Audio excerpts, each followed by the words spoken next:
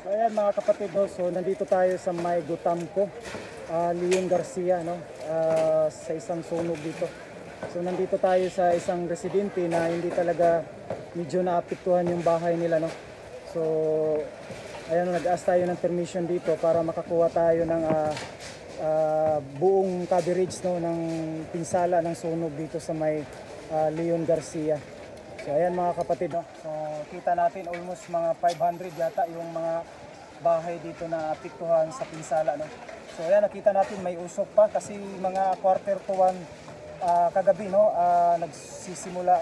Mga sa oras boss na kuha ng sunog na palong.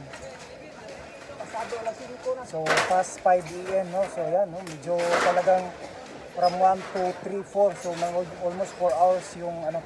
So ayan, no, nagdito tayo sa taas para makuha natin yung kabuuan ng coverage.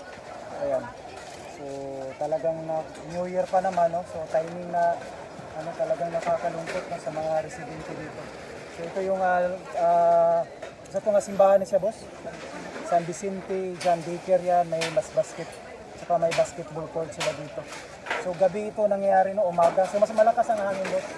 So timing din na malakas ang hangin kasi malapit na dyan sa Coastal Road. Dyan tayo nag-update dyan sa may Coastal Road, Leon Garcia, patungong Barangay Duterte. Saka dyan sa may San Juan at Castillo. So ayan, no, nag-ask tayo ng permission para makita natin yung, kasi wala tayong drone.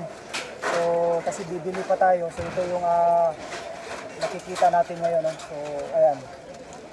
So umuusok pa. So sana lang umuulan ito para talaga maano. So busy-busy yung mga residente dito para maano yung mga scene, yung mga bakal na maibenta yun. Okay, so yan, umuusok pa, oh. So medyo mainit. So yan, miracle talaga boss na hindi na ano ito. Salamat sa Panginoon talaga na. So, pero pag sunog boss na ano mo diri, nag-ano na mo. Nasa labas kayo. Okay. So ano na lang, di pahiyaan na lang isa diri. Okay. So yan, no? So ito lang yung bahay na ano, aside dyan may katabi. Yan, no? Medyo maitim na dahil sa usok. Itong kaila kay ma'am, medyo hindi din naapektuhan. So ayan, no? So ito yung buong coverage dito. Ayan. So nakikita natin busy-busy, no? So medyo mainit dito at mausok dahil sa bago pa na naapula. So walang kuryente dito. Baka papasok yung city government natin mamaya pa, no? Walang tubig din, no? So ayan, ito yung pinaka ano. So sa karon boss, asang mga kuan nagbakit sila karon? Doon sa may high school, no? Ayan. So doon sila nag-ano, for the meantime. Pero say balak ani boss, balayan gyapon ni balik, no? Balik na po, no? Pero mag-ano lang sa tabang, no? Sa gobyerno. Pero kasagaran mga ano diri, balay diri, mga semento. No? So mga semento, hindi siya kahoy.